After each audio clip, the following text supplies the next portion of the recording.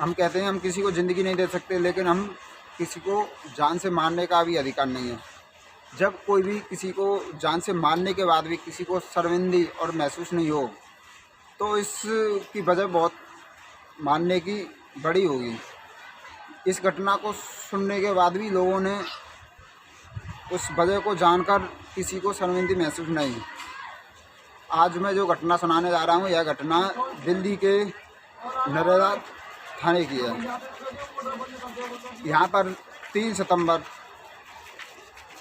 शाम 8 बजे एक परिवार, माता और उसका बेटा जॉब करने के बाद घर पर आता है और आकर गेट को ताला खोलता। ताले खोलने के बाद वहाँ पर एक लाश मिली होती है। उनका एक बेटा होता छोटा, जिसकी उम्र लगभग 16 साल की थी।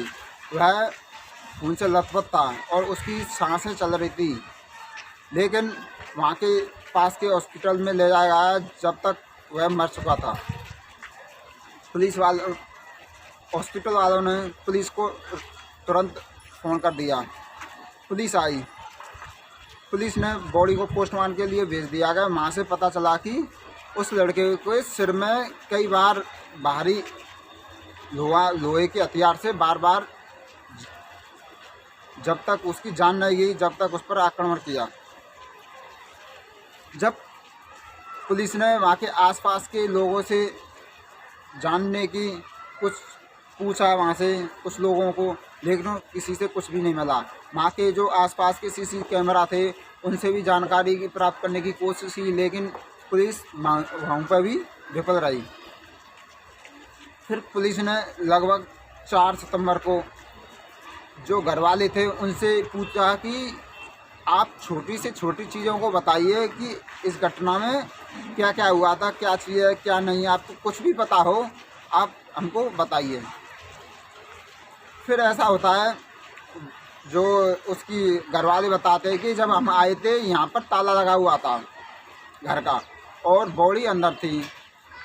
और फिर पुलिस वालों ने इसकी छानबीन की कि जब लाश अंदर थी तो ताला किसने लगाया था। तो इस घर की 3 चाबियाँ होती हैं। एक घर पर रहती थी, एक घर वालों के पास, एक उनकी बेटी के पास। इस फैमिली के बारे में जानते हैं तो इस फैमिली में पति पत्नी और 2 भाई और एक बहन थी। बहन की शादी 2020 में लव मैरिज हुई थी, 2020 में। उस बहन का नाम मंजू था। जब मंजू से पूछा कि तुम जब ये घटना हुई थी तब कहाँ पर थी, उसने बताया कि मैं मार्केट में थी। उसको पुलिस ने कैमरे सीसीटीवी मार्केट में देखा तो वो भी रियल में मार्केट थी। उसके बाद उसके पति का नाम विकास था। उस विकास से पूछा कि तुम कहाँ पर थे, तो उसने बताया कि मैं मार्केट गया। फिर दोबारा उससे पूछा तो अपने जो दूसरी जगह बताया। उससे कई बार पुलिस के पूछा, लेकिन उसने अपना हर बार चेंज कर देता, कभी कहीं बोलता, कभी कहीं की कहता, कभी कहीं कहता, लेकिन पुलिस को उस पर शक होने लगा। पुलिस सोचने लगी कि होना हो यही इस जो घटना का में शामिल है। जब पुलिस उससे जिसका लगभग कई दिन बाद उससे कई ज़बरदस्ती पूछती है पुलिस उससे, तो वह खुलासा करता है कि यहाँ मैंने ही 16 साल के जो साले का नाम राहुल था उसकी जान मैंने ली है। वह बताता है रक्षाबंधन पर राहुल अपने बहन के पास राखी बंधवाने के लिए जाता है।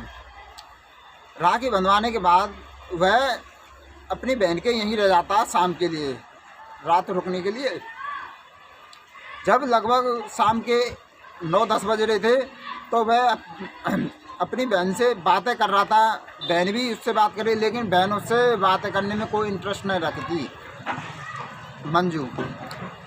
मंजू राहुल था जो उसका साला, वह मंजू के साथ रहना चाहता था, रात में सोना चाहता था उसके साथ। फिर वो विकास था, वो ने बोल दिया कि ठीक है तुम दोनों साथ में सो जाओ, मैं दूसरे कमरा में सो जाता हूँ। लेकिन अचानक जो विकास था उसका पति था मंजू का, लगभग वो रात के समय जग जाता है और वह अपनी मंजू के जो रूम में आ जाता है। वह देखता है कि उसका जो साला था 16 साल का राहुल, वह अपनी बहन से बदतमीजी कर रहा था, उसको बदतमीजी कर रहा था। वो मंजू उसको नाई कर रही थी, हैवानियत कर रहा था वो उसके साथ। जब यह बात उस विकास को अपनी आंखों से उसने देखा तो उसकी आंखों में आंसू आ गए थे। वो भी ऐसा सोचने लग गया कि अपनी बहन के साथ कोई भी ऐसी हैवानियत दरिंदगी कर सकता है कोई। उसने सोच लिया कि इस राहुल को मैं समझाऊंगा। लेकिन वह सुबह राहुल अपने घर चला जाता है। बीच में कई बार विकास, उसका जो जीजा था, वह अपने साले को कई बार उसको समझाता है, लेकिन वह उसको राहुल उसकी बात मानता नहीं था, नहीं बहन की नहीं अपने जीजा की। फिर वो जिसने विकास अपनी मंजू पत्नी से पूछता है कि ये कब से क्या क्या हो रहा है, कब से आपको परेशान कर रहा है। फिर वो बताता है कि कई साल हो गए ये मेरे साथ अवैध संबंध बना चुका है और कई बार बना चुका है, और मैं ये बात अपनी मम्मी को नहीं, तुमको नहीं, किसी को फैमिली वाले को बता नहीं सकती थी, और ये इसका फ़ायदा उठा रहा था। तभी विकास ने सोच लिया था इसको सबक सिखाना है। वह एक दिन 3 सितंबर को उसकी पत्नी मार्केट चली जाती है और उसके जो ससुर और उसका जो बड़ा साला था और उसकी सास थी वो नौकरी के लिए चले जाती है। अब घर पर वह साला रह जाता है। जब मंजू उसकी पत्नी मार्केट चले जाती है तब उसके जो विकास था घर पर आता है और उस साली से बात करता है। बात करते करते उस पर कई बाहरी हथियार से, लोहे के से उस पर वार करता है, जब तक वार करता है जब तक उसकी जान नहीं चली जाती है। उसके बाद वह चले जाता है ताला लगा के। पुलिस से वो पूछताछ में बताता है कि मुझे उसे मारने का कोई पछतावा नहीं हो रहा है, नहीं कोई मुझे शर्मिंदगी हो, मैंने जो किया है वो अच्छा किया है। और पुलिस विकास को जेल भेज देती है।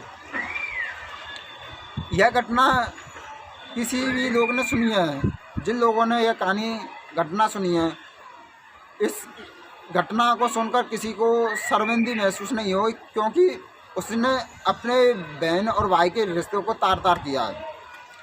ऐसे भाइयों को जान से मार देना चाहिए। यह कहानी सुनाने का कोई आपको परेशान करने का, दुख पहुंचाने का नहीं है, आपको सचेत करना, आपको जागरूक करने का है। आपके आसपास के लोग भी इस प्रकार की घटना को अंजाम दे सकते हैं। आप सुरक्षित, आपकी फैमिली सुरक्षित। जय हिंद, जय भारत।